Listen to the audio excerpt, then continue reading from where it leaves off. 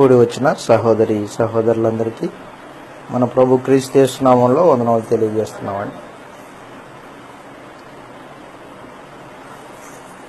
సంఘానికి దేవునికి మధ్య కలిగిన సంబంధాల గురించి మనం నేర్చుకుంటూ ఉన్నాం. సంఘము దేవుని కుటుంబము అని పోయిన ప్రభు దినమున నేర్చుకొని ఉన్నాం. సంఘం దేవుని గృహం, దేవుని ఇల్లు అని నేర్చుకొని ఉన్నాం. కరెక్ట్. ఈ దినమున సంఘము దేవుని వ్యవసాయమై ఉంది. సంఘము దేవుని వ్యవసాయము.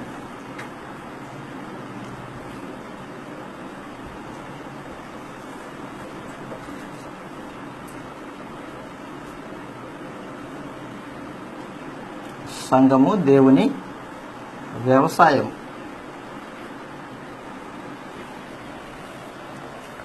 పరలోకమందున దేవుడు భూమి మీద మానవ జాతి అనే మొక్కల్ని నాటాడు. మానవ జాతిలో ప్రత్యేకించి అబ్రహాము కుటుంబాన్ని దేవుడు ఏర్పాటు చేసుకొని, అబ్రహాము యొక్క కుటుంబము ఇశ్రాయేలీలు తన తోటగా, ద్రాక్ష తోటగా ఆలోచన చేశాడు దేవుడు. దేవుని ద్రాక్ష తోట ఇశ్రాయేలీలు.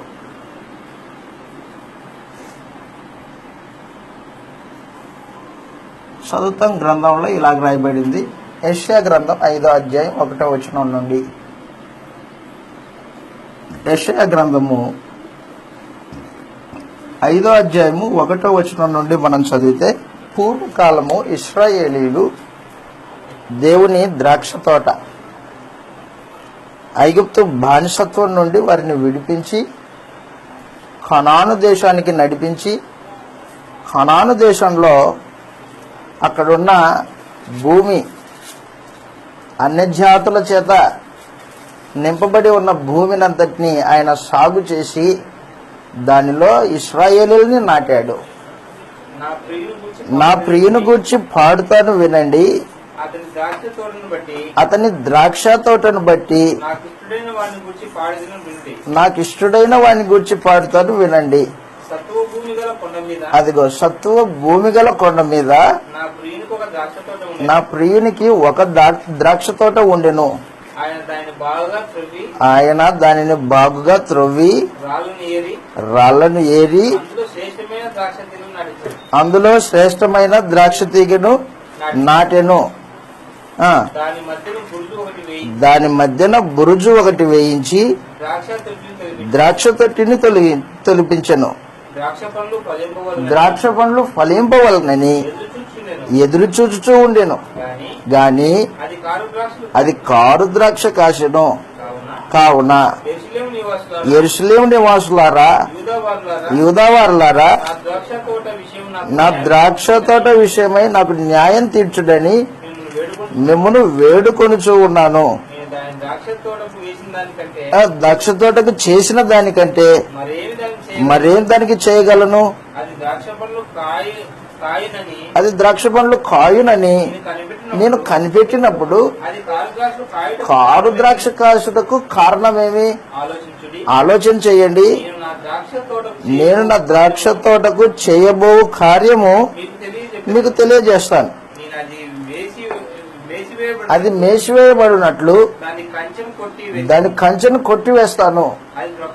అది త్రొక్కబడినట్లు దాని గోడను పడగొట్టి దాన్ని పాడు చేసేదను. అది శుద్ధి చేయబడదు, పారతో త్రవ్వబడదు. గచ్చబొదలను బలురక్కసి చెట్లను మొల్చును, బలిసి ఉండును. దాని మీద వర్షింపవలదని మేఘములకు ఆజ్ఞ ఇచ్చేదను. ద్రాక్ష తోట యూదా మనుషులు ఆయనకిష్టమైన వనం. ఆయన న్యాయం కావాలని చూడగా బలాత్కారం కనబడెను, నీతి కావాలని చూడగా అదన్నమాట సమాచారం. ఇశ్రాయేలీయుల్ని దేవుడు ఐగుప్తు బానిసత్వంలో నుంచి విడిపించి తీసుకొని వచ్చి కనాను దేశంలో నాటాడనమాట. కనాను దేశంలో నాటితే కనాను దేశంలో వాళ్ళు ఫలించాలి అని దేవుడు ఎదురు చూచాడు. ఫలించాలి. ఇశ్రాయేలీలు నీతి న్యాయములను అనుసరించి నడుచుకోవాలి నా జనాంగం అని దేవుడు ఎదురు చూచాడు. కానీ ఇశ్రాయేల్ ఏం చేశారంటే కారు ద్రాక్షలు కాశారు అన్నాడు. కారు ద్రాక్ష అంటే పనికిరాని ద్రాక్షలు ఇవి, తినడానికి పనికిరావు, తినడానికి పనికిరావు. న్యాయం కావాలి, నీతి జరగాలి అని దేవుడు కోరుకొని ఆ ద్రాక్ష తోటను వేశాడు. ఇశ్రాయేలీలు అనే ద్రాక్ష తోటను కనాను దేశంలో నాటాడు. న్యాయము నీతి అనే ఫలముల కోసం ఎదురు చూచాడు. కానీ ఏం దొరికింది? చివరికి పంట పండే సమయానికి ఏం జరిగిందంటే దానికి రివర్సు పంట వచ్చింది. న్యాయం జరగాలని కోరుకుంటే ఆయన బలాత్కారాన్ని చూస్తున్నాడు. బలాత్కారం జరుగుతుంది. నీతి కావాలని చూచాడు కానీ రోదన వినబడుతుంది. రోదన.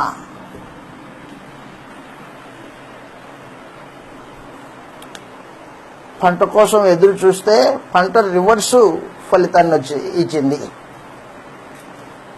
ఏం చేస్తాడు వ్యవసాయదారకుడిక? ఎంతో కష్టపడి దాన్ని సాగు చేసి నిక్కమైన ద్రాక్ష చెట్టు తెచ్చి నాటితే ఆ ద్రాక్ష చెట్టు తీయని ఫలాలను ఇయ్యాల్సింది పోయి ఇప్పుడు కారు ద్రాక్ష కాసింది. అన్యాయం జరుగుతుంది, బలాత్కారం జరుగుతుంది. నీతి కావాలని ఎదురు చూశాడు, రోదన వినిపిస్తుంది. ఏం చేస్తాడు ఇప్పుడు రైతు? ఏం చేస్తాడంటే చెప్పేశాడు, ఆ ద్రాక్ష వనము అన్యుల చేత త్రొక్కబడేటట్టు చేస్తాను. ఏయ్ మేఘమా, ఆ ద్రాక్ష తోట మీద వర్షింపవద్దు, నువ్వు ద్రాక్ష తోట మీద వర్షం కురవద్దు అంటే ఇశ్రాయేలీయుల్ని దేవుడు శపించాడు.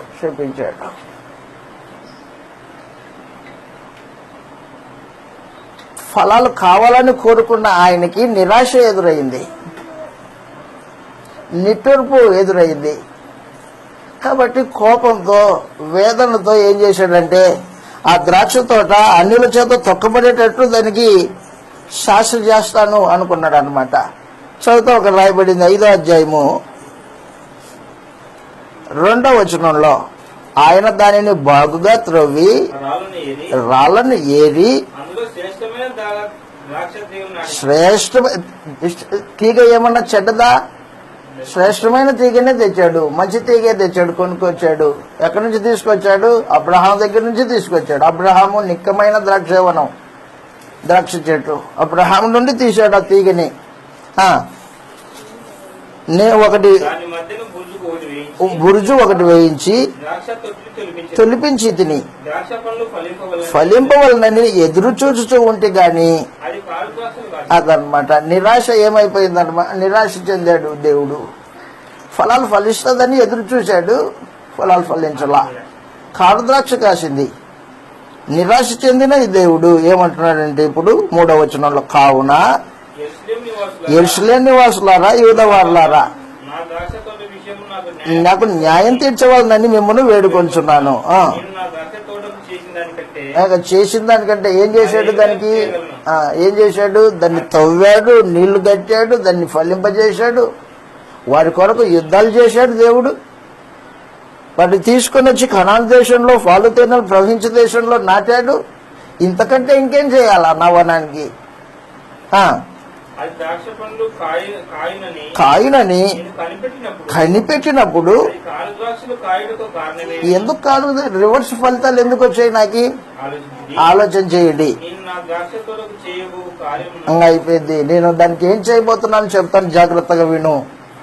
ఏం చేస్తాడు? దానికి శాపం ఇస్తున్నాడు. ఇప్పుడు శపిస్తున్నాడు.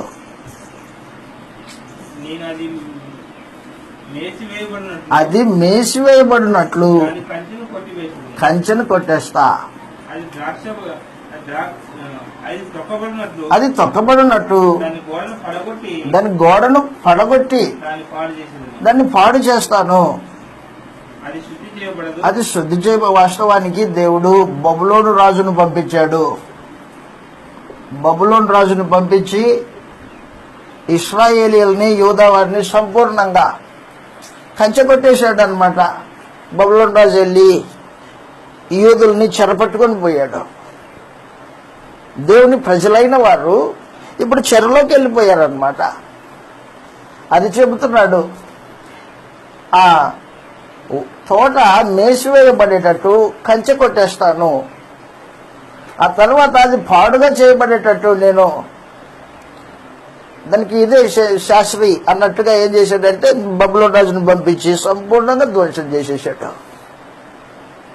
ఇంతకంటే ఇంకేం చేస్తాను, నేను ఇదే చేస్తాను, నాకు ఫలం కావాలని ఎదురు చూశాను. ఫలితము వ్యతిరేకమైన ఫలితాలు వచ్చాయి. మీకా గ్రంథము, యెషయా గారి సమకాలికుడు మీకా ప్రవక్త ఇలాగ మాట్లాడుతూ ఉన్నాడు. 6వ అధ్యాయం, మీకా గ్రంథము 6వ అధ్యాయంలో, మీకా గ్రంథం 6వ అధ్యాయం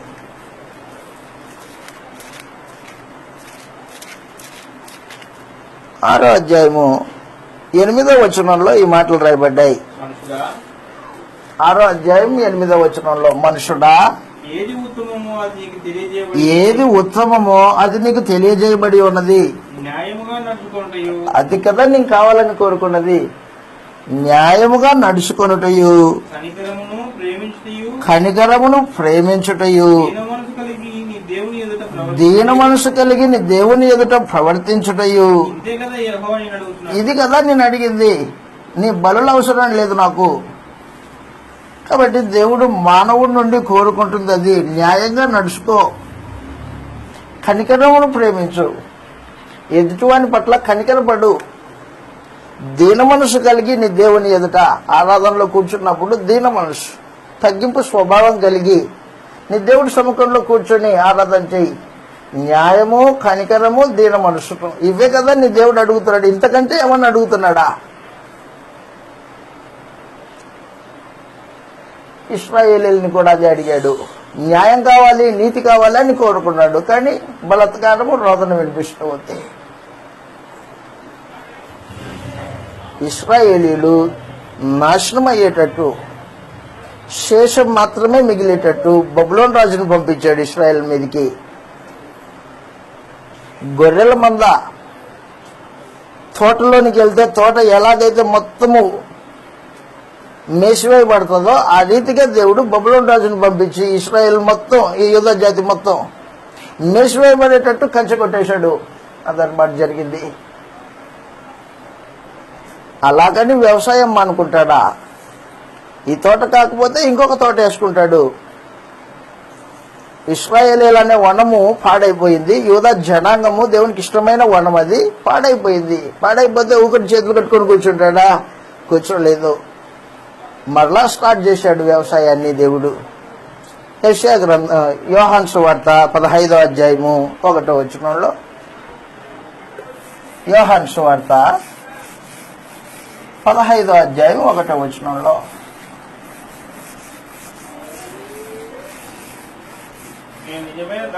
అదనమాట, నేను నిజమైన ద్రాక్షవల్లిని, నా తండ్రి వ్యవసాయకుడు, నాలో ఫలింపని ప్రతి తీగను ఆయన తీసి పారవేయును. ఫలించు ప్రతి తీగ మరి ఎక్కువగా ఫలించవలనని. అదనమాట. ఇప్పుడు దేవుడు నాటిన ద్రాక్షవల్లి యేసుక్రీస్తు. యేసుక్రీస్తు అనే ద్రాక్షవల్లిని దేవుడు నాటాడు. ఈ ద్రాక్షవల్లి నిక్కమైన ద్రాక్షవల్లి, నిజమైన ద్రాక్షవల్లి అన్నాడు. నిజమైన ద్రాక్షవల్లి, దాంట్లో చెడుతనం లేదు. ఆ మాటకు వస్తే పరిశుద్ధమైన జీవిత విధానం కలిగిన వాడు మన ప్రభువైన యేసు. ఆయన ద్వారా ఆయన యందు విశ్వాసం ఉంచిన వాళ్ళు క్రైస్తవులు.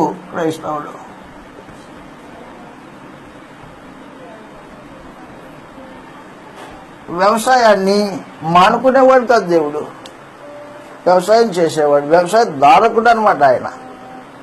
ఈ వ్యవసాయదారకుడు ఏం చేశాడంటే ద్రాక్షవల్లిని తీసుకొచ్చాడు. ఈ ద్రాక్షవల్లి యేసుక్రీస్తు, నేనే నిజమైన ద్రాక్షవల్లి, నా తండ్రి వ్యవసాయకుడు అని చెప్పాడు. ఈ ద్రాక్షవల్లి ఎన్నో శ్రమలు, వేదనకు, పరీక్షలకు గురి చేయబడి నిలబడిన ద్రాక్షవల్లి.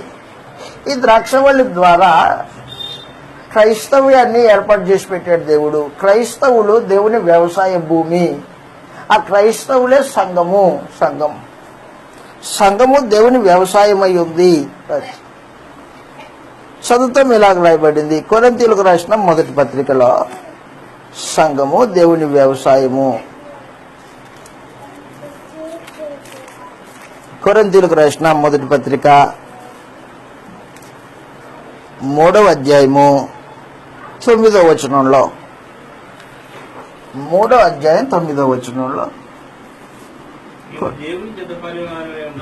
మేము అపోస్తలులు దేవుని జతపని వారమై ఉన్నాము. మీరు అదనమాట, మీరు అంటే సంఘము దేవుని వ్యవసాయమై ఉంది,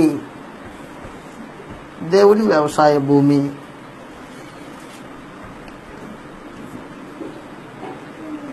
వ్యవసాయం,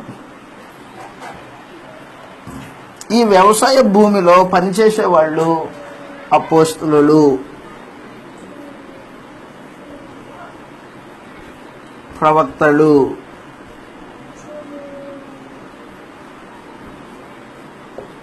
ఈ వ్యవసాయ భూమిలో పనిచేసే వాళ్ళు సువార్థికులు.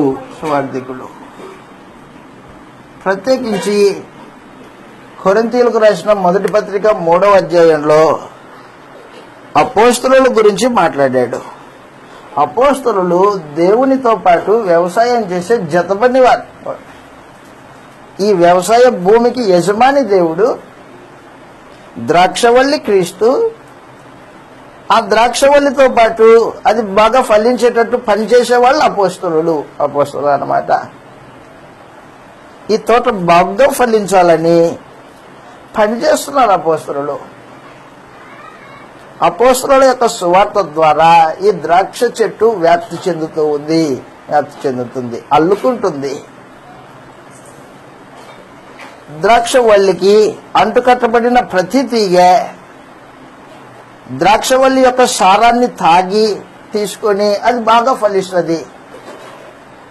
ఒక చెట్టు నాటామనుకో, చెట్టు నాటితే మొదటిగా ఏమొస్తుందంటే దానిపైన చిన్న మొలక, ఆ తర్వాత ఆకులు, తర్వాత రెమ్మళ్ళు, ఆ తర్వాత పూలు, ఆ తర్వాత కాయలు, తర్వాత పండ్లు. అదనమాట. అలాగున ద్రాక్షవల్లి క్రీస్తు యేసు అయితే ఆ ద్రాక్షవల్లికి అంటుకట్టబడిన వారు అపోస్తలులు. ఆ అపోస్తలుల యొక్క సువార్త ద్వారా క్రీస్తుకి శిష్యులుగా మారిన వారు ఆ ద్రాక్షవల్లి యొక్క తీగలు అన్నమాట. అది చెప్పండి, నిజమైన ద్రాక్షవల్లి తీగలు మీరు అన్నాడు. మీరంటే ఎవరు? అపోస్తలుల బోధకు విధేయులైన వారు. అపోస్తలుల బోధకు విధేయులు కాకోకుండా యేసుప్రభు యొక్క ద్రాక్షవల్లితో అంటుకట్టబడడానికి అవకాశం ఎవరికే గాని ఉండదు, ఎవరికి ఉండదు. చదువుతాం ఇలాగ రాయబడింది. పనిచేసేవాళ్ళు అపోస్తలులు 3వ అధ్యాయం పనిచేసేవాళ్ళలో ఏముండదు కానీ వృద్ధి చేసే దేవునిలోనే సమస్తం ఉంటుంది. 3వ అధ్యాయము 1వ వచనం నుండి కొరింథీ సంఘంలో మనుషులు ఏం చేశారంటే వ్యక్తిగతంగా ఆలోచన చేసుకొని నేను పౌలు వాడిని, నేను క్రీస్తు వాడిని, అపోల్లో వాడిని అని చెప్పుకుంటున్నారంట. 4వ వచనం నుండి ఒకటి నేను పౌలు వాడును, అపోల్లో వాడిని అని చెప్పుకొంటున్నారు. అదనమాట. అలా చెబితే నువ్వు ప్రకృతి సంబంధివి, ఆత్మ సంబంధివి కాదు అన్నాడు. అపోస్తలుడు, పౌలుడు, అపొల్లయుడు పౌలెవడు పరిచారకులే కదా. పరిచారకులే కదా. ఒక్కొక్కరికి ప్రభు అనుగ్రహించు ప్రకారము ఆ వారి ద్వారా మీరు విశ్వాసం ఒక్కొక్కరికి ప్రభు అనుగ్రహించు ప్రకారము ప్రభు అనుగ్రహించిన ప్రకారము వారి ద్వారా మీరు విశ్వసించితిరి. నేను నాటిదిని, అదనమాట. నేను నాటి తిని అపోలో నీళ్లు పోసి అపొల్లో నీళ్లు పోసెను. వృద్ధి కలిగించేవాడు వృద్ధి దేవుడే. కలుగజేసిన వాడు దేవుడే. కాబట్టి కాబట్టి వృద్ధి కలిగించే దేవునిలోనే గాని వృద్ధి కలగజేయు దేవునిలోనే గాని నాటువానిలోనైనను నాటువానిలోనైనను నీళ్లు పోయి నీళ్లు పోని వానిలోనైనను ఏమీ ఏమీ లేదు. మేము కూలి వాళ్ళము, కూలి వాళ్ళు. ఈ తోటకి నీళ్లు కట్టేటోళ్ళు వాళ్ళు అంతే. తోట యజమాని కూలి వాళ్ళకి పెట్టుకున్నాడు. కూలి వాళ్ళు అపోస్తలుడు. నాటువాడును నీళ్లు పోయి నాటువాడును నీళ్లు పోయేవాడు ఒక్కడే. ప్రతివాడు తను చేసిన పనిని బట్టి కష్టం కొలది జీతం పుచ్చుకొనును. అదనమాట. నాటడానికి నీకు జీతం ఇస్తానని చెప్పాడు కదా, ఇస్తాడు, జీతం ఇస్తాడు. నీళ్లు పోసావు కదా నువ్వు, నీళ్లు పోసినందుకు నీకు జీతం ఇస్తాడు. అదనమాట. అంతేగాని నాటినంత మాత్రాన, నీళ్లు పోసినంత మాత్రాన ఇంకొక ద్రాక్షవల్లిగా నువ్వు ఎదగడానికి అవకాశం లేదు. ఈ రోజున మనుషులు భక్త సింగ్ అని మనుషుడి పేరు పెట్టుకొని భక్త సింగ్ సంఘం అంట, లూథరన్ అని వ్యక్తి పేరు పెట్టుకొని లూథరన్ సంఘం, ఇలాగ వ్యక్తుల పేర్ల మీద సంఘాలు వృద్ధి పొందుతూ ఉన్నాయి. ఇంకొక ద్రాక్షవల్లి నాటడానికి నీకు ధైర్యం ఎక్కడి నుంచి వచ్చింది అంట నేను. దేవుడు నాటిన ద్రాక్షవల్లి క్రీస్తు అయితే ఆ క్రీస్తుకి అంటుకట్టాల్సింది పోయి మనుషులు తమ పక్షాన్ని చేసుకుంటున్నారు. ఈ చిత్రం ఇది దేవునికి వ్యతిరేకంగా. కాబట్టి గుర్తుపెట్టుకో, మత శాఖలు ఏమాత్రము దేవునికి సంబంధించినవి కాదు. దేవుడు నాటిన మొక్కలు కాదు అవి. దేవుడు నాటింది ఒకే ఒక ద్రాక్షవల్లిని, అది కృష్ణ ప్రభు అయిన యేసు. అపోస్తలుల యొక్క పరిచర్య ద్వారా క్రీస్తుకి అంటుకట్టబడిన వారు క్రైస్తవులు. దేవుని వ్యవసాయ భూమి. మరలా అంటున్నా, నేను అంటున్న మాట మనుషులకు అర్థమవుతుందో లేదో నాకు తెలియదు. ఏ సంఘంలో ఉన్నా, మనుషుడు పెట్టిన సంఘంలో నీ భక్తి వ్యర్థం. దేవుడు ఏర్పాటు చేసిన ఒకే ఒకటి క్రీస్తు యేసు. ఆ క్రీస్తు సంఘమే దేవుని వ్యవసాయ భూమి. ఆ వ్యవసాయ భూమిలో పనిచేసే వాళ్ళు కూలీలు, అపోస్తలులు నాటుదారు, నీళ్లు పోసేవాళ్ళు వాళ్ళే. వృద్ధి కలగజేసే దేవుళ్ళలో ఉంది, నాటేవాళ్ళలో కానీ నీళ్లు పోసేవాళ్ళలో ఏమీ లేదు అని చెప్పేసాడు. ఇద్దరు ఒకటే అన్నాడు. కాబట్టి మనుషుల పేర్లు పెట్టుకొని సంఘాలని ఇది చేసుకునేవాడు దేవుని సంకల్పాన్ని పాడు చేస్తున్నాడు. దేవునికి వ్యతిరేకంగా నాటుతున్నాడు. పనికిరాదు అది. మనమేమంటామంటే భక్తి పరులు వాళ్ళు అంటాం. వాళ్ళ భక్తి ఎంతుందో దేవుడు చూసుకుంటాడు. పక్కన పెట్టు. ఒకడు క్రీస్తు సంఘానికి వ్యతిరేకమైన సంఘాలు, భావాలు ప్రారంభించాడంటే వాడు దేవుడికి సంబంధించిన వాడు కాదు. ఖచ్చితంగా కాదు. మనమేమంటే వాడి మీద ప్రేమతో భౌతికంగా, నీ ప్రేమ పనికిరాదు. నీ ప్రేమ ఏదైనా ఉంటే లేఖనానుసారంగా ఉండాలా, అది ప్రేమ అనిపించుకుంటుంది. లేకపోతే ప్రేమ కాదు అది. నీ నాశనానికే వంత చేయగలిపేది అంతే, వేరే ఏం కాదు. నువ్వు గుర్తుపెట్టుకో. కాబట్టి అపోస్తలులు, పరిచారకులు దేవుని వ్యవసాయ భూమిలో, సంఘంలో పనిచేసేవాళ్ళు. అంతేగాని మనుషుల్ని ఈడ్చుకొని పోయేవాళ్ళు కాదు, తమ వెంట పట్టుకొని పోయేవాళ్ళు కాదు. అలా పట్టుకొని పోతున్నాడంటే అర్థం ఏంటంటే వాడు దేవునికి వ్యతిరేకంగా బతకడానికి తీర్మానం చేసుకున్నాడు అని అర్థం. అది అబద్ధికులు చేసే కార్యక్రమం. అది పేతురు గారు రాసిన మొదటి పత్రికలో మనుషుల్ని ఈడ్చుకొని పోతున్నారంట. అబద్ధ బోధకులు చేసే కార్యక్రమం అది. పేతురు గారు రాసిన రెండవ పత్రిక, పేతురు గారు రాసిన రెండవ పత్రిక 2వ అధ్యాయం 1వ వచనం నుండి మాటలు రాయబడ్డాయి. అబద్ధ ప్రవక్తలు ప్రజల్లో ఉండేరి, అటువలననే మీలోనూ అబద్ధ బోధకులు ఉందురు. వీరు తమను కొనిన ప్రభువును కూడా విసర్జించుచు, అదిగో ప్రభువును విసర్జిస్తారు, ప్రభు మాటను విసర్జిస్తారు, తమకు తామే శీఘ్రముగా నాశనం కలగజేసుకొనొచ్చు. నాశనకరమైన భిన్నాభిప్రాయాలు, అదిగో కొత్త అభిప్రాయాలు రహస్యంగా బోధిస్తారు. అనేకులు అదిగో వారి పోకిరీ చేష్టలను అనుసరించి, అది వారు పోకిరీ చేష్టలు చేస్తున్నారు, మిగతా వాళ్ళు కూడా వాళ్ళని అనుసరిస్తున్నారు. అదనమాట. అనేకులు వారి పోకిరీ చేష్టలను అనుసరించి నడుతురు, వీరిని బట్టి సత్య మార్గము దూషింపబడుతుంది. అది వచ్చే సమాచారం. నష్టం కలుగుతుంది దేవుని వ్యవసాయ భూమికి. సత్య మార్గము దూషింపబడేటట్టు కార్యక్రమాలు జరుగుతున్నాయి అబద్ధ బోధకుల యొక్క ప్రవర్తనను బట్టి. మనుషుల్ని ఈడ్చుకొని పోతున్నారు. 13వ వచనం 12 నుంచి చదువుతాం. 12 నుంచి. వారైతే పట్టబడి, అబద్ధ బోధకులు పట్టబడి చంపబడుటకై స్వభావ సిద్ధముగా, అదనమాట, స్వభావ సిద్ధముగా పుట్టిన వివేక శూన్యములకు మృగముల వలె ఉండి తమకు తెలియని విషయములను గూర్చి దూషించుచు, తమ దుష్ప్రవర్తన వలన హాని అనుభవించుచు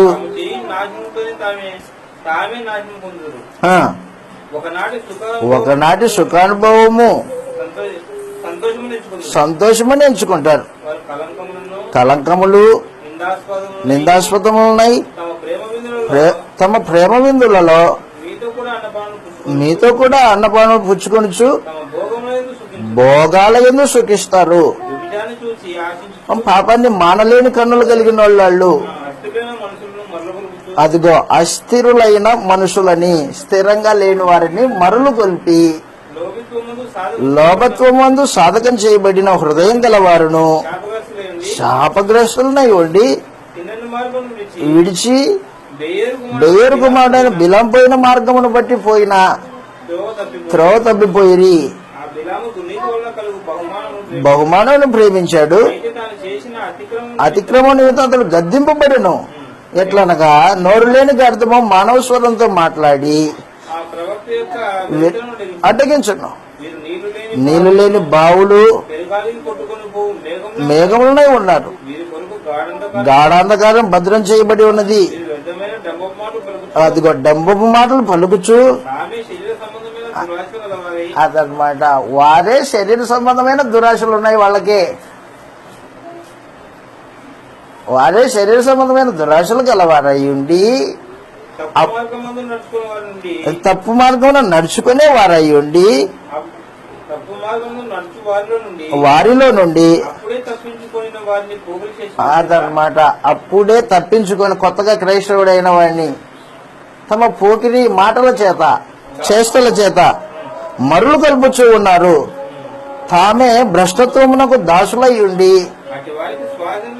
అటు వారికి స్వాతంత్రం, అదిగో నువ్వే స్వాతంత్రం లేదురా బాబు, నీకు ఇంకొకటి స్వాతంత్రం ఇస్తారంట. కాబట్టి మనుషులు దేవుని వ్యవసాయ భూమిని కాదని ఇంకొకటి మనుషుల్ని ఈడ్చుకొని పోయి దురాశ కలిగి చెడుతనం కలిగి భిన్నాభిప్రాయాలు బోధించేవారు అబద్ధ బోధకులు. దేవునికి వ్యతిరేకులు వాళ్ళు. దేవుని వ్యవసాయపు కూలీలు కాదు వాస్తవానికి. క్రీస్తు సంఘం కాకుండా ఇంకొక సంఘాన్ని కట్ట ప్రయత్నం చేసే ప్రతివాడు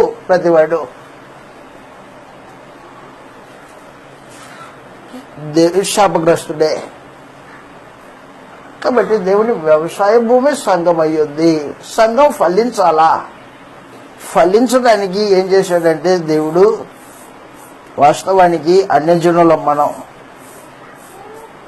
దేవుడు లేని వాళ్ళం, నిబంధన లేని వాళ్ళం, దేవుణ్ణి ఎరుగని వాళ్ళం. ఆ మాటకు వస్తే విగ్రహాల వైపు పరిగెత్తిన వాళ్ళం.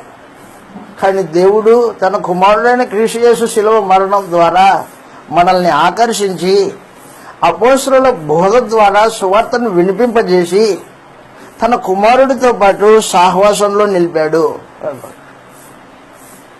అడవి ద్రాక్షవల్లి అయిన మనల్ని తీసుకొచ్చి తోటలో పెంచుకుంటున్న ద్రాక్ష వల్లితో అంటు కట్టాడు అనమాట. దేవుడు అంటు కట్టాడు. ఇప్పుడు ఏం చేయాలి మనం? ఇప్పుడు ఎక్కడ ఉండేటోళ్ళం ఎక్కడికి వచ్చాము? ఇక్కడికి వచ్చిన తర్వాత ఈ ద్రాక్షవల్లితో అంటుకట్టబడిన తర్వాత ఏం చేయాలా? ఫలించాలా. ఈ ద్రాక్షవల్లితో ఉన్న సారము ఆ తీగలకి వెళ్తూ ఉంటది. దీని సారమే తీగలకు పోతూ ఉంటది, వేరే సారం కాదు. అపోస్తలుల బోధ కాకోకుండా వేరే బోధ వినే ప్రతివాడు దేవుడికి వ్యతిరేకి. దేవుడి సంకల్పానికి వ్యతిరేక మాటకు వస్తే సారం ఎక్కడి నుంచి రావాలా? ద్రాక్ష వల్లిలో నుండి, కాండంలో నుంచి సారము తీగలోకి రావాలా. అలాగంటూ కట్టాడు మనల్ని. చదువుతాను లేఖనం, నేను చెప్తుంది కథ కాదు. రోమిలకు రాసిన పత్రికలో ఈ విషయాలు చదువుతాం మనం. దేవుడు మనల్ని, అడవి మొక్కలుగా ఉన్న మనల్ని తీసుకుని వచ్చి అంటుకట్టాడు. రోమిలకు రాసిన పత్రిక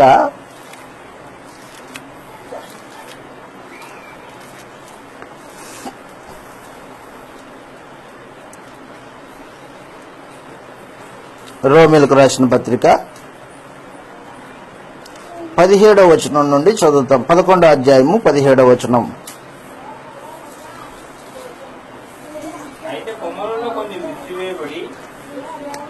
రోమిలకు రాసిన పత్రిక 11వ అధ్యాయము 17వ వచనంలో, అయితే కొమ్మలలో కొన్ని విరిచివేయబడి, ద్రాక్ష చెట్టు, ఇది ద్రాక్ష చెట్టు, అడవి ఒలివ కొమ్మవై ఉన్న నీవు వాటి మధ్యన అంటుకట్టబడి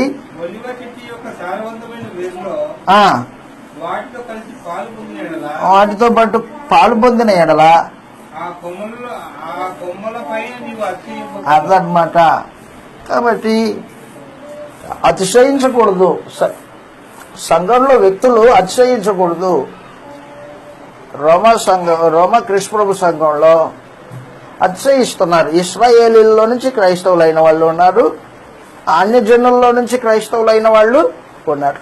ఒకరి మీద ఒకరు అతిశయపడుతున్నారు. మేము ఇశ్రాయేలీలం, మాకు ముందు నుంచి దేవుడు ఉన్నాడు, మాకు ధర్మశాస్త్రం నిబంధన ఉంది, మా పితరుడు అబ్రహాం, పితరులు మా వాళ్ళు అని అతిశయపడుతున్నారు ఇశ్రాయేలీలు.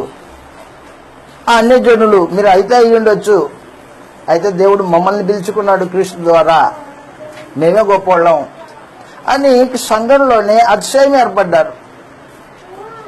అందుకు చెబుతూ ఉన్నాడు, అన్య జనులైన మనకి వాస్తవానికి దేవుడెవరో తెలియదు. మూగ విగ్రహంలోని పూజించిన వాళ్ళం మనం, వాస్తవానికి దయ్యాలని పూజించిన వాళ్ళం. అలాంటి పరిస్థితుల్లో క్రీస్తు ప్రభు ద్వారా దేవుడు మనల్ని కనికరించాడు. కనికరించి సువార్తను అనుగ్రహించాడు, సువార్త ద్వారా పిలిచాడు. పిలిచి ద్రాక్ష చెట్టుకి అంటు కట్టాడు. చదువుతూ అక్కడ 18వ వచనంలో, నీవు అతిశయించితివా, వేరు నిన్ను భరించుచున్నది గాని నేను అంటుకట్టబడి నిమిత్తము కొమ్మలు విడిచివేయబడ్డాయి. కరెక్టే,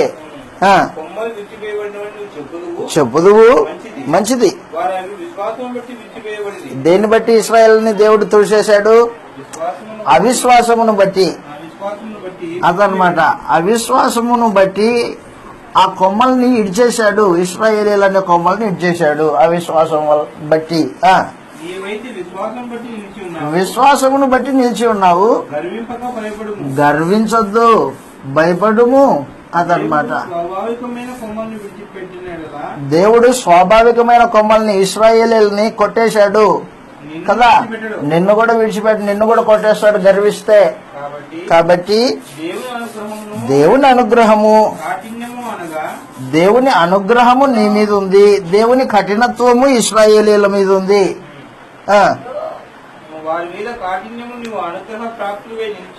నిలిచి ఉన్న ఎడలా చూడు, అదనమాట, అట్లు నిలువని ఎడల. నువ్వు గర్వించి అలాగే ఉన్నావు అనుకో, పూర్వపు ఇశ్రాయేల్ లాగా. పూర్వపు ఇశ్రాయేల్ ఎలాగున్నారు? అవిశ్వాసులు, అవిధేయులు, గర్విష్ఠులు. దేవుని ఫలములు ఫలించని వాళ్ళు అన్నమాట వాళ్ళు. దేవుని ఫలాలు ఫలించలేదు వాళ్ళు. అందుకని ఆ తోటను కొట్టేసి ఇంకో తోట నాటుకున్నాడు. ఆ తోటలో నిన్ను తెచ్చి నిన్ను ద్రాక్షవల్లికి అంటుకట్టాడు. నువ్వేం చేయాలి ఇప్పుడు? గర్వించుకోకుండా, అవిశ్వాసివి కాకోకుండా జీవిత విధానాన్ని ద్రాక్షవల్లితో అంటుకట్టబడిన జీవిత విధానం. యేసు ప్రేమ కలిగిన వాడు, శ్రమపడే మనసు కలిగిన వాడు, త్యాగపూరితమైన జీవిత విధానం కలిగిన వాడు, నిస్వార్థపరుడు. అలాంటి సారము నేను ప్రవహించాలా? అదనమాట. బాట్నీ చెప్తున్నాను అనుకుంటున్నాను, మీకు వృక్షశాస్త్రం గురించి చెప్తున్నాను అనుకుంటున్నారు. కాదు, క్రీస్తు సంఘం గురించి రాయబడింది మాటలు ఇవి.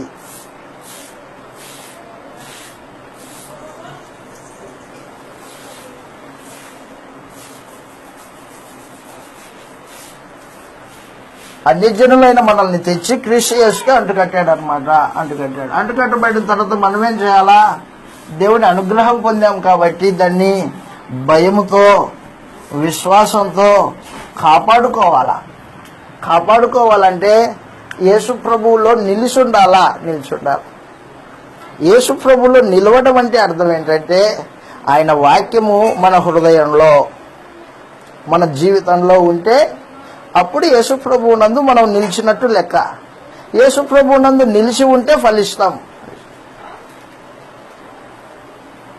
ఒక చెట్టు పెంచుకుంది ఆ తల్లి, పెంచుకొని చూస్తూ ఉంది అది ఎదుగుతుందని. మరుసటి రోజు చిన్న రెమ్మలేసింది. అయితే పక్కనున్న ఒక చిన్న ఆవు దూడ వచ్చి దాన్ని కొరికేసింది. కొరికేస్తే ఏం జరుగుతుంది? ఎదుగుతుంది అది. అంటే చెట్టుకు అంటుపడి ఉంటేనే చెట్టు ఎదుగుతుంది. బయటికి పడేసింది అనుకో ఎదగదు. అలాగకుండా మనం క్రీస్తులో ఉంటేనే ఎదుగుతాం. దేవునికి కావలసిన ఫలాలు ఫలిస్తాం. చదువుతాం. అక్కడ రాయబడింది యోహాను సువార్త 15వ అధ్యాయం 3వ వచనంలో. యోహాను సువార్త 15వ అధ్యాయం 3వ వచనంలో, నేను మీతో చెప్పిన యోహాను సువార్త 15:3 నేను మీతో చెప్పిన మాటను బట్టి మీరిప్పుడు పవిత్రులై ఉన్నారు. అదిగో నా యందు నిలిచి ఉండు. కాబట్టి క్రీస్తునందు నిలిచి ఉండాలి. మీ యందు నేను నిలిచి ఉన్నాను అదనమాట. నా యందు నిలిచి ఉండండి. నా యందు నిలిచి ఉంటే మీ యందు నేను ఉంటాను. తీగ ద్రాక్షవల్లిలో నిల్చుంటేనే గాని తానంతట తనే ఎలాగూ ఫలింపదో అలాగే నా యందు నిలిచి ఉంటేనే తప్ప అది నిలిచి ఉంటే ఫలిస్తావు. దేవుడికి కావలసిన ఫలాలు అందిస్తావు. నిలబడలేదనుకో, నిలబడకపోతే ఏం చేస్తాడు దేవుడు? ఆ రోజున ఇశ్రాయేలీయుల్ని కొట్టేశాడు కదా. ఈ రోజున కూడా ద్రాక్షవల్లిని, క్రీస్తుని కొట్టేస్తాడా? క్రీస్తుని కొట్టేయడు, కానీ తీగల్ని కత్తిరించేస్తాడు. ఫలించని తీగ ఎందుకు? సారం వేస్ట్ కాబట్టి ఆ తీగని కట్ చేస్తాడు. ఎక్కడి దాకా ఎండిపోయిందో అక్కడ దాకా కట్ చేస్తాడు, బయట పడేస్తాడు. అంతే. బయట పడేసిన తర్వాత అది ఎండకి ఎండిపోతుంది, లేదా ఆవులు వేసేస్తాయి, లేదా వాటిని అంతటినీ కుప్పదు చేసి నిప్పంటిచ్చేస్తాడు అనమాట. అది సమాచారం. కాబట్టి క్రీస్తులో అంటుకట్టబడిన తర్వాత క్రైస్తవ జీవితము ఫలించాలా. చదువుతాం కిందికి అంటున్నాడు, నా యందు నిలిచి ఉంటేనే మీరు ఫలిస్తారు. మీ ఎందుకు మీరు పనిచేస్తే ఫలించలేరు. నా మాట వింటే ఫలిస్తారు. నా మాట ప్రకారంగా మీరు ప్రవర్తిస్తే మీరు ఫలిస్తారు చెబుతున్నాడు కిందికి. ఫలించడము అంటే ఏంటో చెబుతున్నాడు. నా యందు నిలిచి ఉంటేనే గాని మీరు ఫలింపరు. అదనమాట. ద్రాక్షవల్లి క్రీస్తు, తీగలు క్రైస్తవులు.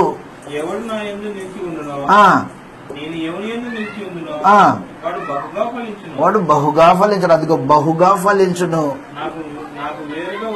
నాకు వేరుగా ఉండి మీరేం చేయలేరు. ఎవడైనను నా యందు విని నా యందు నిలిచి ఉండకపోతే వాడు తీగ వలె బయట పారవేయబడి అదనమాట. మొదట నిలిచి ఉండనిగా వాని గురించి చెప్పాడు. నిలిచి ఉంటే, రెండోది నిలిచి ఉంటే మీరు బహుగా ఫలిస్తారు. మీరు బహుగా ఫలించడం వలన నా తండ్రి సంతోషిస్తాడు. అదనమాట. నా తండ్రి మహింపరచబడతాడు. మీరు ఫలించితే నా తండ్రి సంతోషిస్తాడు. ఫలింపకపోతే సంతోషించడు. కాబట్టి ఫలాలు రావాలని కోరుకుంటున్నాడు. ఏ ఫలాలు రావాలి? ఏ ఫలాలు రావాలి? మొట్టమొదటిది మారు మనసుకు తగిన ఫలాలు ఫలించాలా. మారు మనసుకు తగిన ఫలాలు. నువ్వు మారావా? అయితే మారు మనసుకి ఫలాలు వస్తాయి. కొన్ని మారిన వానికి ఫలాలు ఉంటాయి, మారినవానికి ఏమి ఉండవు. యోహాను సువార్తలో బాప్తిస్మిచ్చి యోహాను చెబుతున్నాడు. ఏమంటున్నాడంటే మారు మనసుకు తగిన ఫలములు ఫలించుడి అన్నాడు. యోహాను సువార్త, క్షమించండి, లూకా సువార్త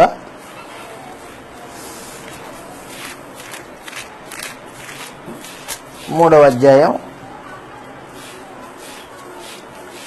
8వ వచనంలో 7-8 వచనాలు. అతడు తన చేత బాప్తిసం పొందవచ్చిన జనసమూహమును చూచి, సర్ప సంతానమా, మీకు బుద్ధి చెప్పిన వాడెవడు? మారు మనసుకు తగిన ఫలములు ఫలించుడి. అదనమాట. మారు మనసుకు తగిన ఫలాలు అంటే ప్రవర్తనలో మార్పు. ప్రవర్తనలో మార్పు. మారు మనసు అంటే ప్రవర్తన మారలేదనుకో, నువ్వు మారినట్టు లెక్క కాదు. ఒకప్పుడు పాపాన్ని ఇష్టపూర్వకంగా జరిగించేవాడివి. ఇప్పుడు పాపాన్ని ఏం చేయాలా? క్రైస్తవుడు ద్వేషించాలా. చెడుతనాన్ని అసహించుకోవాలా. కీడును చేయడం మాని మేలు చేయాలా. అదనమాట మారు మనసు తగిన ఫలం అంటే. మారు మనసుకు తగిన ఫలములు ఫలించుడి, లేకపోతే గొడ్డలి చెట్టు వేరున ఉంచబడి ఉన్నది అని చెప్పేశాడు. కాబట్టి మారు మనసుకు తగిన ఫలాలు ఫలించాలి. మొట్టమొదటిది ప్రవర్తనలో మార్పు. పాపాన్ని ప్రేమించే నీవు పాపాన్ని ఇప్పుడు ఏం చేయాలా? నీవు పాపాన్ని ద్వేషించాలా. కీడు చేయడానికి అలవాటు పడిన నీవు ఇప్పుడు ఏం చేయాలి? మేలు చేయాలా. స్వార్థంగా జీవించే జీవిత విధానం ఒకప్పుడు, ఇప్పుడేమవ్వాలా? నిస్వార్థమైన జీవిత విధానం జీవించాలా. నిస్వార్థం. ప్రవర్తనలో మార్పు అన్నమాట అది. ఒకప్పటి చీకటి జీవితం, ఇప్పుడు వెలుగు జీవితం అన్నమాట. నీతిలో జీవితం. ప్రవర్తనకు తగిన ఫలం అది. ఒకప్పుడు అన్యాయం చేసేది, అబద్ధపడేది, లాభం కావాలని కోరుకునేది. ఇప్పుడు అలా కాదు. న్యాయవంతంగా నడుచుకుంటూ దేవుడు అనుగ్రహించిన కృపను బట్టి జీవితాన్ని కొనసాగించడం, ఉన్నదానితో సంతృప్తి చెందడం, అదనమాట నిస్వార్థమైన జీవిత విధానం. ఇప్పుడు ప్రవర్తనలో మారు మనసుకు తగిన ఫలాలు అని చెప్పాడు. 2 వెలుగు ఫలాలు ఫలించాలి అని చెప్పాడు. వెలుగు ఫలాలు ఎఫెసీయులకు రాసిన పత్రిక, వెలుగునొద్దకు వచ్చావు కాబట్టి వెలుగు ఫలాలు ఫలించాలా. ఎఫెసీయులకు రాసిన పత్రిక 5వ అధ్యాయము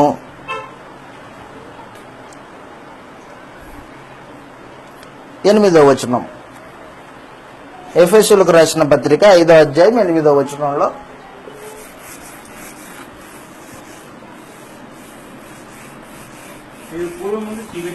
మీరు పూర్వమందు చీకటై ఉంటిరి, ఇప్పుడైతే ప్రభువునందు వెలుగై ఉన్నారు. అదిగో ప్రభువునందు వెలుగై ఉన్నారు. వెలుగు ఫలము సమస్త విధములైన మంచితనము,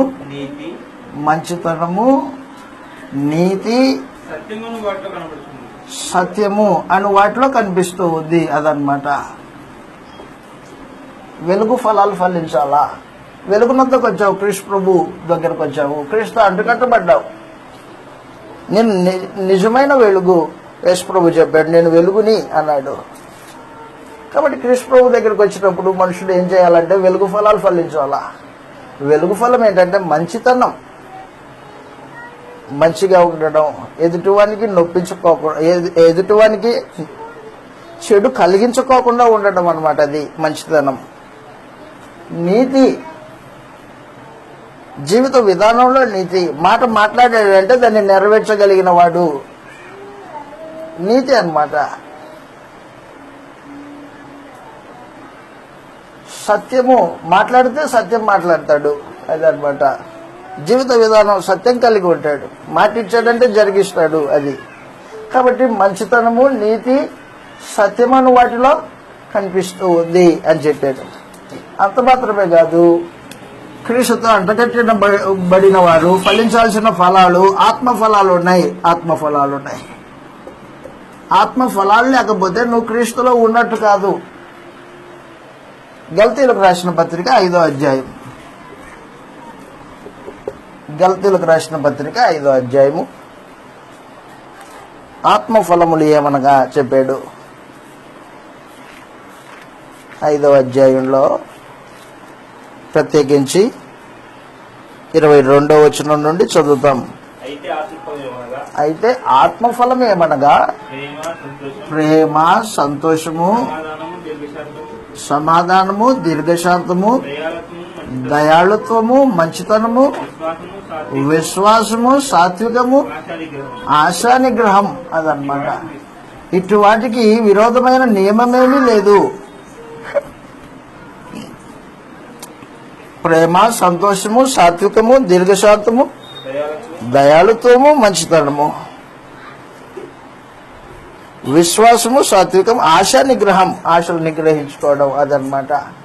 కాబట్టి క్రీస్తుతో పాటు అంటకట్టబడిన వాడు ఫలించవలసిన ఫలాలు అనమాట. అవి ఫలాలు, ఒకటేమో మారు మనసుకు తగిన ఫలము, రెండేమో వెలుగు ఫలాలు, మూడు ఆత్మ సంబంధమైన ఫలాలు.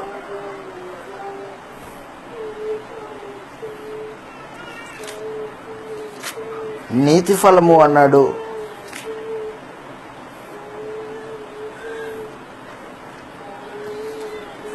ఫిలిప్పీలకు రాసిన పత్రిక 1వ అధ్యాయము 9వ వచనం. ఫిలిప్పీలకు రాసిన పత్రిక 1వ అధ్యాయం 9వ వచనంలో నీతి ఫలాలు. మీరు శ్రేష్టమైన కార్యములను వివేచింపగలవారగునట్లు, అదిగో మీ ప్రేమ ఎలాగుండాలంట, తెలివితోనూ సకల విధములైన అనుభవ జ్ఞానంతోనూ అంతకంతకు అభివృద్ధి పొందవలనని, ఇందువలన దేవునికి మహిమ స్తోత్రములు కలుగునట్లు యేసుక్రీస్తు వలననైన నీతి ఫలంతో నింపబడిన వారై. అదనమాట. నీతి ఫలములతో నిండుకొనిన వారై క్రీస్తు దినమునకు నిష్కపటులను నిర్దోషులను కావాలనని. అదనమాట. నీతి ఫలాలు ఫలించాలి క్రైస్తవుడు. దేవుడు మన దగ్గర నుంచి కోరుకుంటుంది కూడా అదే. ఆ రోజున ఇస్మాయిల్ దగ్గర నుంచి ఏం కోరుకున్నాడో, న్యాయం కావాలని, నీతి కావాలని. ఈ రోజున మన దగ్గర నుంచి కూడా అదే కోరుకుంటున్నాడు ఆయన. నీతి జరిగించాలా, సహోదరుణ్ణి ప్రేమించాలా,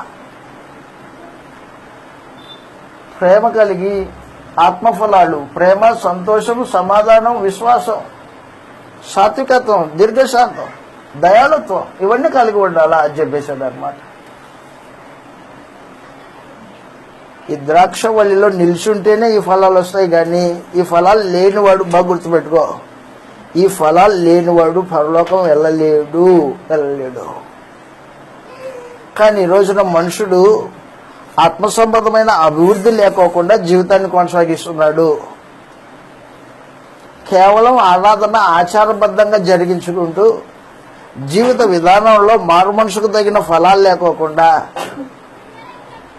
క్రీస్తుతో అంటుకట్టబడిన వాడిని జీవిత విధానంలో ఆత్మ ఫలాలు లేకోకుండా జీవితాన్ని కొనసాగిస్తూ ఉంటాడు. కానీ క్రైస్తవుడు అంటాడు, క్రైస్తవుడైతే క్రీస్తు అంటుకట్టబడితే ఏం జరగాల? ఏం జరగాలంటే క్రీస్తు యొక్క సారము నీలో తీగలోకి ప్రవేశిస్తుంది. ఈ తీగ మరొక కొమ్మలాగా దాంట్లో అంటుకట్టబడి బలం పొందుతుంది. ఎప్పుడైతే బలం పొందిందో అప్పుడు ఆకులు, ఆ తర్వాత రెమ్మలు, తర్వాత పూలు, మొగ్గ, పువ్వు, ఆ తర్వాత కాయ, అలాగనమాట. బలం పొందుకోవాలి కదా ఫస్ట్. అంత బలం పొందుకునేంత వరకు ఎవరు ఉంటున్నారు? బాప్తిజం పొందితేనే అయిపోయింది, ఇంకా నేను రక్షింపబడ్డాను అనుకుంటాడు. బాప్తిజం పొందితే నువ్వు రక్షణలోకి వచ్చావు. వచ్చి నువ్వు ఎలాగుండాలా? అంటుకట్టబడిన జీవిత విధానము అలాగే ఉండి క్రీస్తులో బలపరచబడాలా. నాలో నిలిచి ఉంటేనే తప్ప మీరు ఫలించలేరు. అదనమాట ఫలాలు. సంఘంలో నిలిచి ఉండకోకుండా మనుషుడు ఆత్మ సంబంధమైన ఫలాలు రావు. చివరిగా 2 మాటలు చెప్పి నేను ముగించేస్తాను. పేతురు గారు రాసిన మొదటి పత్రిక, క్షమించండి 2వ పత్రిక, పేతురు గారు రాసిన 2వ పత్రిక,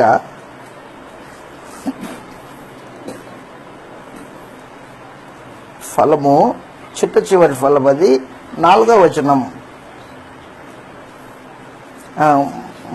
2 నుంచి చదువుతాం, క్షమించండి 2 నుంచి. పేతురు గారు రాసిన 2వ పత్రిక 1వ అధ్యాయము 2వ వచనం నుంచి.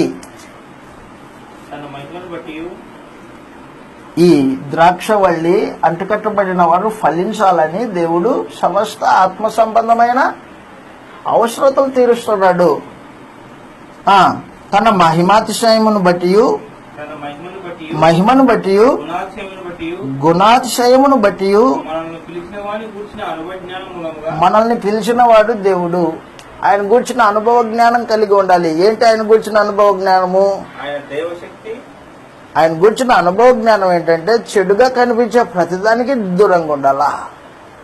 దేవుని యందు విశ్వాసం ఉంచిన వాడు సత్క్రియలు చేయాలా. అది చెడుతనాన్ని అసహించుకోవాలా. కీర్తన 97 కీర్తన 10వ వచనంలో, యెహోవాను ప్రేమించు వారులారా చెడుతనాన్ని అసహించుకోండి. అదనమాట. చెడుతనాన్ని అసహించుకుంటూ ఉంటే దేవుని గురించిన అనుభవ జ్ఞానం నీకుంది అని అర్థం. చెబుతున్నాడు, మనల్ని పిలిచిన వాని అనుభవ జ్ఞానం మూలమున.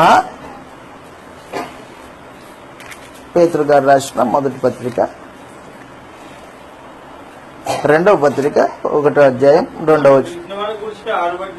అనుభవ జ్ఞానం మూలముగా దైవశక్తి, అదిగో దేవుని శక్తి జీవానికి, భక్తికి కావలసిన వాటినన్నిటినీ మీకు అనుగ్రహిస్తున్నాడు. నువ్వు ఎలా భక్తిగా ఉండాలో అవన్నీ నీకు నీ అవసరతలు తీరుస్తాడు.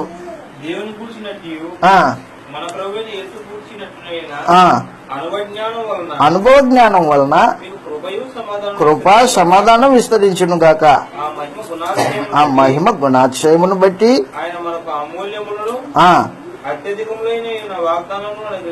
అమూల్యము అత్యధికములైన వాగ్దానం అనుగ్రహించి ఉన్నాడు. దురాశను అనుసరించుట వలన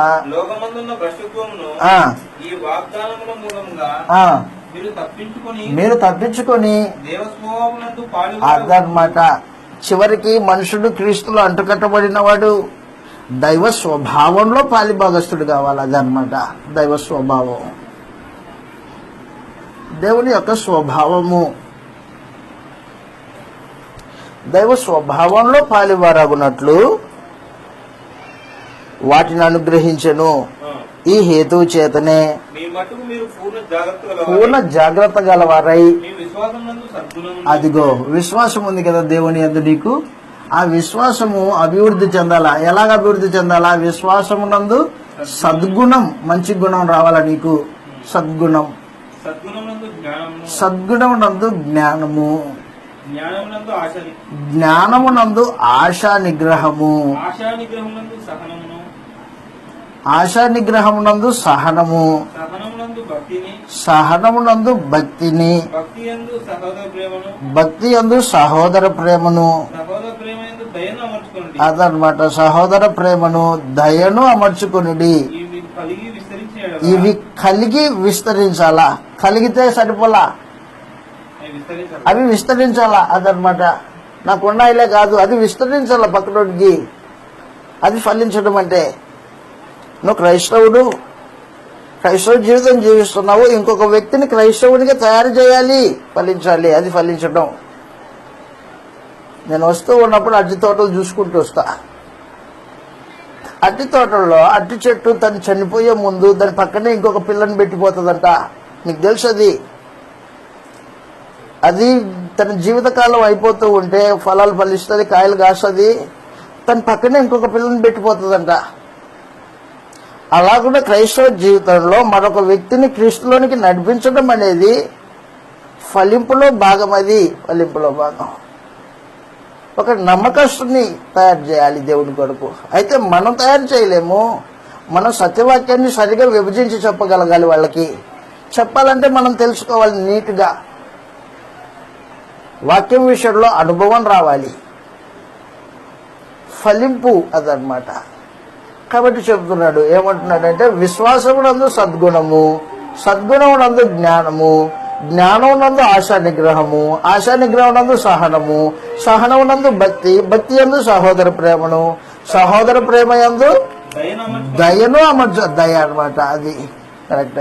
ఇవి ఎవరికైతే లేవో వాడు నిత్యరాజ్యంలో ప్రవేశము ఉండదు చెప్పేశాడు అక్కడ.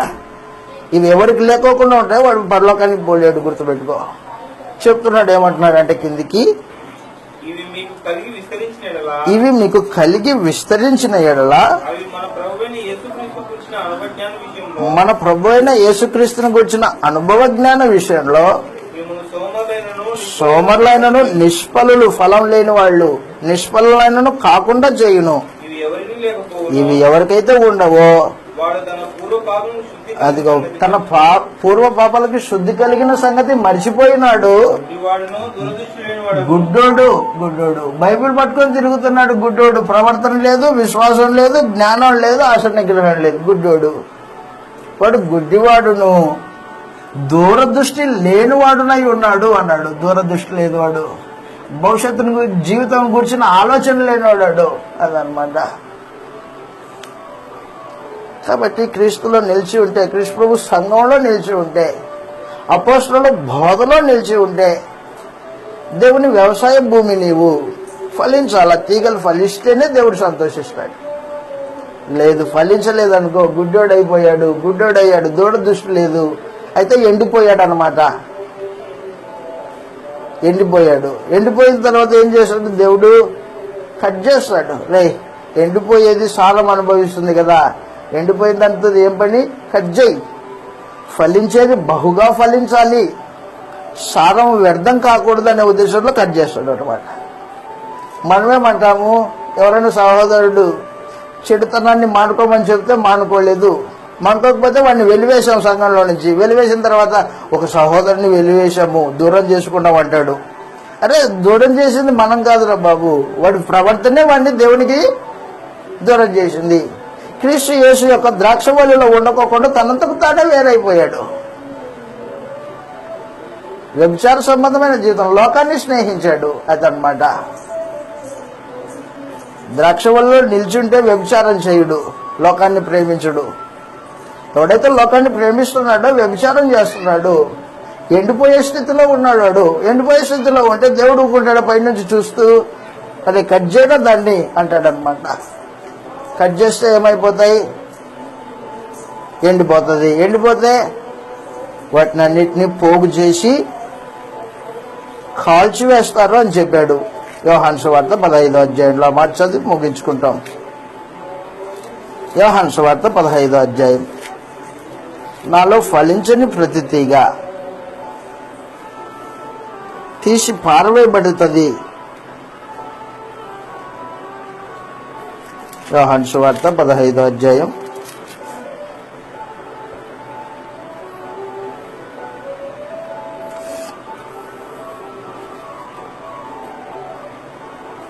యోహాను సువార్త 15వ అధ్యాయం 6వ వచనంలో, ఎవడైనను నా యందు నిలిచి ఉండని ఎడల వాడు తీగ వలె ఎవడైనా నా యందు నిలిచి ఉండని ఎడల నా యందు నిలిచి ఉండని ఎడల వాడు తీగ వలె బయట పారవేయబడి ఎండిపోతాయి. మనుషులు అటు వాటిని పోగు చేసి అగ్నిలో పారవేసి అదనమాట. ఇంకేం పనికిరాదు, అది ఎండిపోయింది. మరలా భూమిలో నాటితే మొలక వస్తుందా? ఎండిపోయింది. భూమిలో నాటినా మొలక రాదు, ఏం నాటినా మొలక రాదు, అది ఎండిపోయింది. అది అనుభవపూర్వకంగా క్రీస్తుని ఎరిగి క్రీస్తులోనికి వచ్చి పరిశుద్ధాత్మలో పాలుపంపులు పొంది బుద్ధిపూర్వకంగా పాపం చేసిన వాడు ఎండిపోయిన వాడి కింద లెక్క. అలాంటి వాడిని నూతనపరచడం అసాధ్యం అని చెప్పేశాడు ఎబ్రీ పత్రిక 6వ అధ్యాయం 4-6 వచనాల్లో. కాబట్టి అతి దౌర్భాగ్యమైన స్థితిలోనికి మనుషులు వెళ్ళకూడదు. దేవుడు వ్యవసాయ భూమి అయిన సంఘంలో క్రీస్తుతో అడ్డుకట్టబడిన వాడు ఫలాలు ఫలించాలా. మారు మనుషుకు తగిన ఫలాలు, వెలుగు ఫలాలు, ఆత్మ ఫలాలు, నీతి ఫలాలు, దైవ స్వభావంలో పాలిభాగస్తులు కావాలా. అదనమాట. క్రీస్తు యేసు యొక్క సారాన్ని అనుభవిస్తూ క్రీస్తు వలన బలపరచబడుతూ మనుషులు ఏం చేయాలంటే విశ్వాసం వలన సద్గుణాన్ని, సద్గుణం వలన జ్ఞానాన్ని, జ్ఞానం నందు ఆశానిగ్రహాన్ని, ఆశానిగ్రహం సహనం నందు భక్తిని, భక్తి యందు సహోదర ప్రేమని, సహోదర ప్రేమ దయను మంచుకోండి. అదనమాట సమాచారం. కాబట్టి ఆ రీతిగా మన జీవితాలని వృద్ధిలో నడిపించుకోవడానికి దేవుడు జీవానికి భక్తికి కావలసినవన్నీ ఏర్పాటు చేస్తున్నాడు. మనం వాటిని అందిపుచ్చుకోవాలి.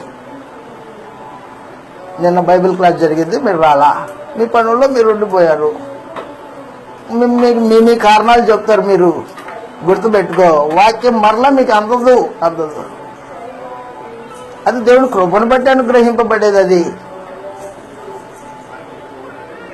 కాబట్టి దయతో గుర్తుపెట్టుకో. దేవుని వాక్యము వినపడుతూ ఉన్నప్పుడు దాన్ని నేరుగా నేర్చుకొని దాని ప్రకారంగా జీవితాన్ని మలుచుకొని దైవ స్వభావములో పాలిభాగస్తులు కావాలన్నదే దేవుని కోరిక. అలాగూ నువ్వు ఫలించాలి. ఆ రూపంలో మీరు ఆలోచన చేయవాలని ప్రేమతో మనవి చేస్తూ ఈ మాటలు ఇంతటితో ముగిస్తున్నాను. మీ అందరికీ వందనాలు.